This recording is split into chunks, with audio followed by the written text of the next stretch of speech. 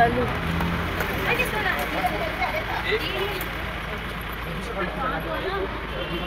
উঠতে হাঁটা লাগতো না। আমি ওই অবস্থায় টং টং টং টং করে উঠে গেছিলাম। হ্যাঁ, বাতাসিয়া লুপ 3 নম্বর ভিউ পয়েন্ট। কত সুন্দর। হ্যাঁ, এটা শীতপ্রধান দেশ বলেই এত সুন্দর চারিদিকে গাছ।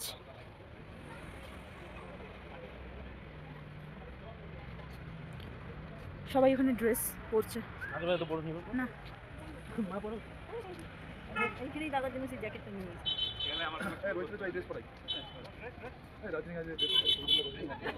হ্যালো বন্ধুরা, সবাই কেমন আছো? আশা করছি সবাই ভালো আছো, আমিও ভালো আছি।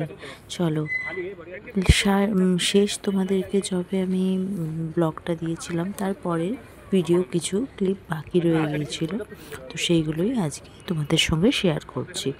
তো তারপরেই আমরা চলে আসি বাতাসিয়া লুপে। বাতাসিয়া লুপ, তো বাতাসিয়া লুপ থেকে আমরা আরও একটা কি দুটো ভিউ পয়েন্ট দেখেছি।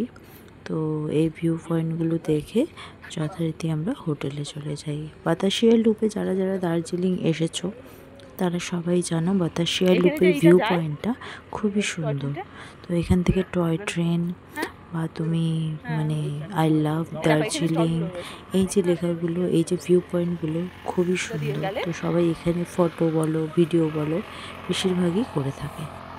এখানে তোমরা শ্রীকে দেখতে পাচ্ছ না, কারণ আমরা যখন বাতাসিয়া লুপের আগে যে ভিউ পয়েন্টটা ছিল তারপরে তো গাড়িতে উঠি, গাড়িতে ওঠার পর শ্রী ঘুমিয়ে গিয়েছিল। তো শ্রী যেহেতু মা বাবা এসেছে তো ওর দাদুর সাথেই গাড়িতে রয়েছে, ওকে আর আমরা নিয়ে আসিনি। এটা হচ্ছে ফোর্থ নাম্বার জু, এটাও দার্জিলিংয়ের ভিউ পয়েন্টের মধ্যেই পড়ে। তো জুয়ের মধ্যে আমরা সব কিছুই দেখেছি, বাট একটাই জিনিস সম্পূর্ণ ফাঁকা রাস্তাঘাট, কেননা এটা তো আর তোমার ইসের টাইম নয়, মানে সিজনের টাইম নয় ওদের ওখানে, তো সেই জন্যই এত মানে মানুষজন দেখা যায়। আজকে আমাদের দার্জিলিংয়ে লাস্ট দিন ছিল, তো এগুলো দেখার কমপ্লিট করে হোটেলে চলে যাই। তারপর হোটেল থেকে সন্ধেবেলায় আমরা মল রোডে গিয়েছিলাম, তো কিছু শপিং করিনি, এগুলোই শুধু ঘুরেছি।